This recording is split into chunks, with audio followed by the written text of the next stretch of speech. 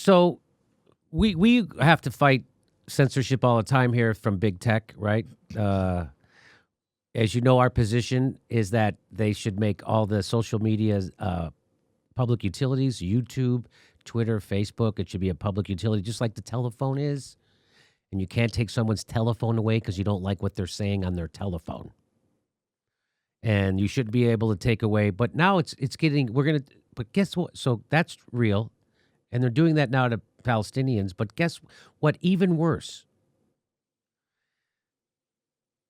This is from the BBC. So if you go to Google and you go to their Google Maps, they're blurring out Gaza. You know, to protect you from reality. Because reality hurts. We know that. I don't want to see children being bombed in a school in Gaza. Do you? Do you want to see a hospital being bombed or all the roads to the hospital being bombed? I don't. But that's why they're blurring it. So there it is. Okay. It's an issue that has been highlighted by researchers using open source, publicly available information, including mapping data to locate attacks and document the destruction.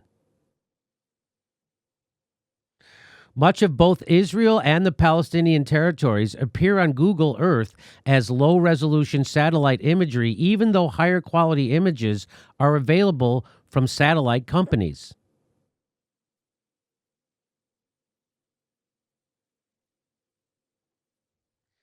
It's barely possible to see the cars in Gaza City. Compared with Pyongyang, the secretive capital of North Korea, where the cars are sharply defined and it's possible to make out individual people. So look at the difference. There's Gaza, Pyongyang. That's amazing.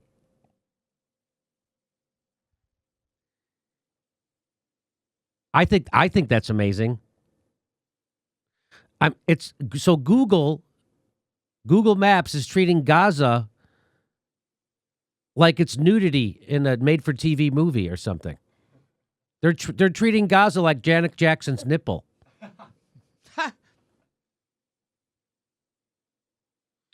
In the latest Middle East confrontation, investigators are looking to corroborate the locations of missile fire, and targeted buildings in Gaza and Israel using satellites.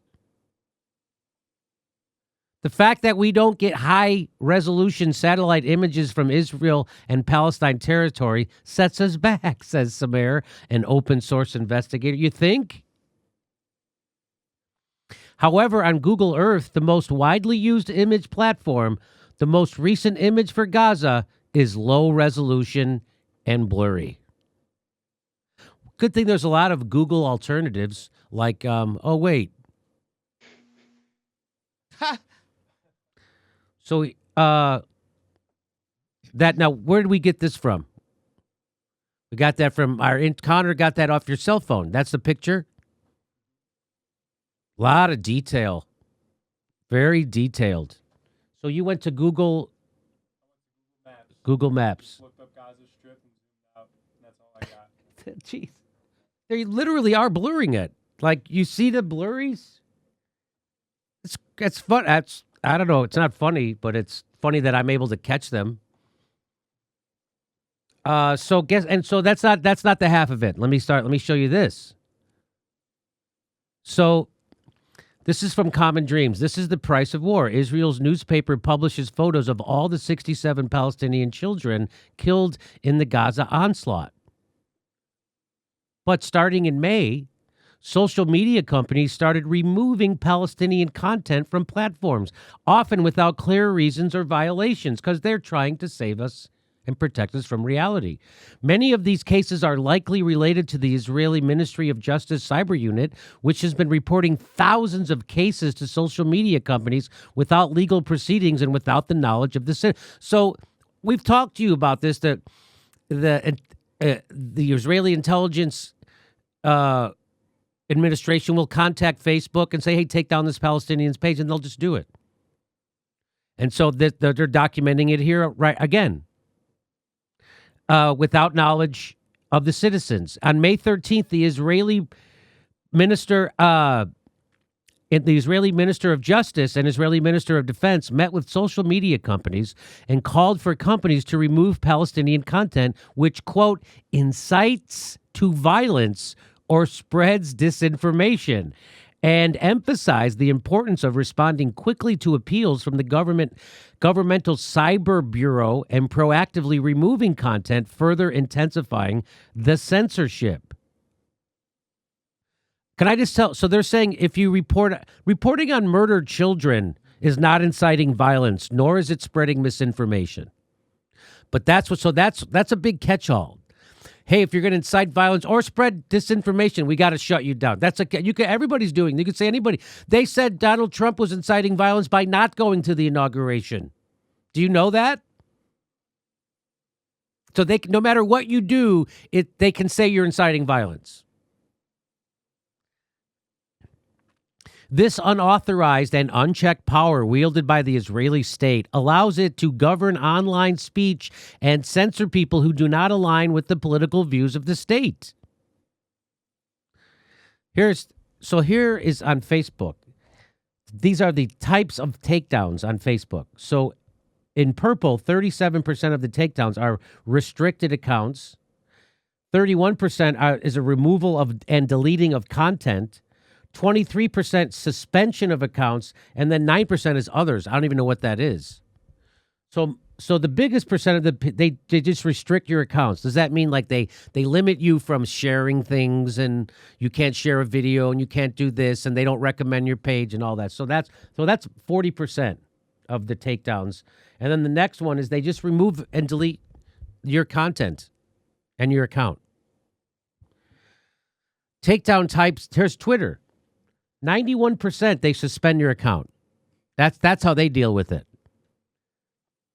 And then 4% of the time they limit your account, and 5% of the time they restrict certain account properties and failed tweets.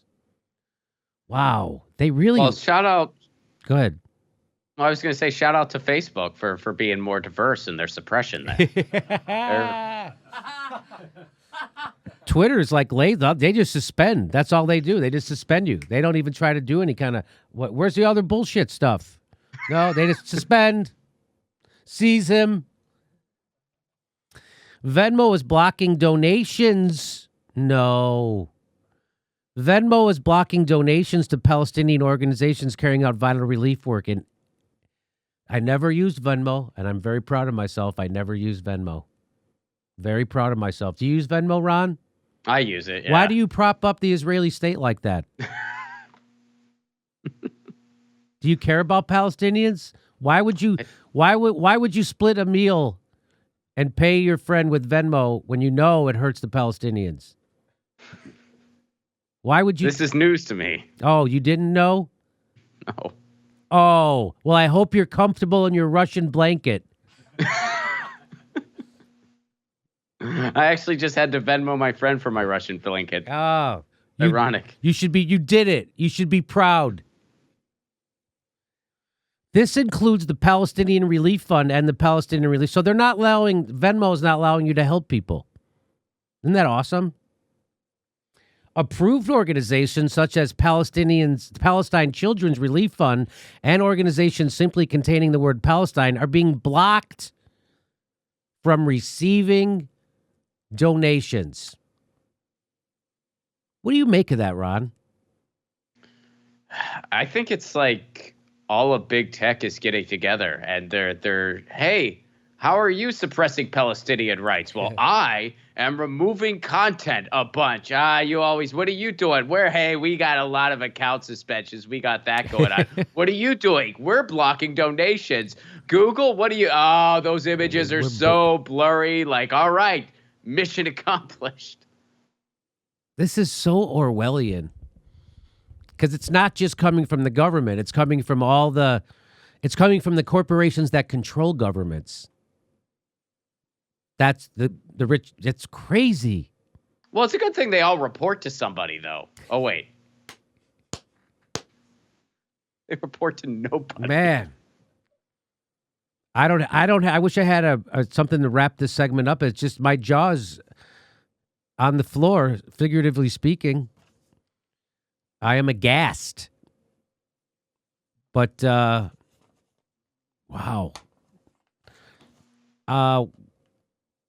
What do all the shit-lib Joe Biden and Hillary Clinton voters say about this? I wonder what they say. I bet you Mark Ruffalo apologized for it. I apologize for saying the images were blurred. They're not. You could see them perfectly. That's anti-Semitic to say that they're blurred. I'm Mark Ruffalo. Please let me be in the next big movie. I'm not supposed to do that either. That's mean of me. I don't know him personally. If I did, I probably would be a lot more understanding of his position, and I would tell you, look. That's why you get compromised in journalism when you make friends with people. It screws you up. Even the guy who was the editor of the New York Times was too close with JFK. Right? I saw that documentary. Don't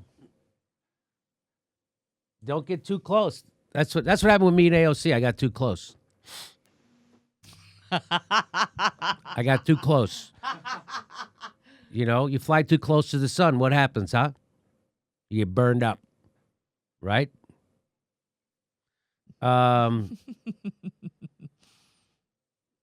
That is an actual saying, flying too close to the sun, but it doesn't mean what I think it means. It means something else.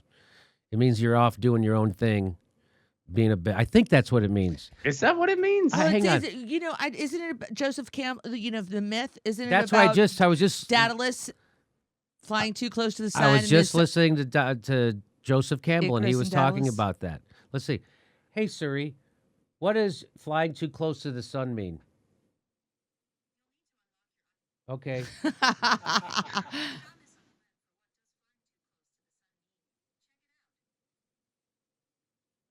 Here's what this is from Quora. Quora says, I believe that's from Greek story about Icarus, who had wings made with wax and flew too close to the sun. His The father sun- warned him. The sun melted the wings, and Icarus fell to his death. Flying too close to the sun could mean in one's arrogance, one could take too great a chance. Yeah, that's what I think. That's what I thought of it. You think there's nothing you can't do. However, you find out you are wrong. Next question. What is the best shampoo that can be used for thin hair? This is Quora. Okay, I feel more qualified to answer this question. I wasn't completely bald, but I had very significant thinning over the last decade, maybe 30%. Anyway, Larry Summers, not with an O, not a U, he says about Icarus and all that, the Mrs. Icarus is commonly referenced today to comment on someone who brings about his or her own demise by pushing things too far. Someone who achieves a certain amount of success and who then, because of excessive ambition, exceeds the limits of his or her. Oh, I know people like that. Okay, there you go. That's what flying too close to the sun means. So now you know. Now everybody knows. I always thought it just meant when you just do something dangerous, like you ride a bike without a helmet or something like that. I always had like a more literal interpretation. Yeah, no, now you know, Ron. Now every day's a school day, huh? That's right. Every day's a school day. I mean, somebody said that to me like recently, like a couple weeks ago, and I go, "What is that? What are you saying? Why are you saying that?" You're tardy. And yeah, am I tardy? What do you mean? And then Stay after school. Oh, you mean like every day you learn? Oh, you know who said that? Alan Havey said that to me. Oh. Yeah, I don't want to name drop. Hey, everybody, this is the part where I tell you where all our live shows are, but there aren't any. And then this is why I tell you to join our premium program and get extra content, but nobody's got a fucking job. So just enjoy the video.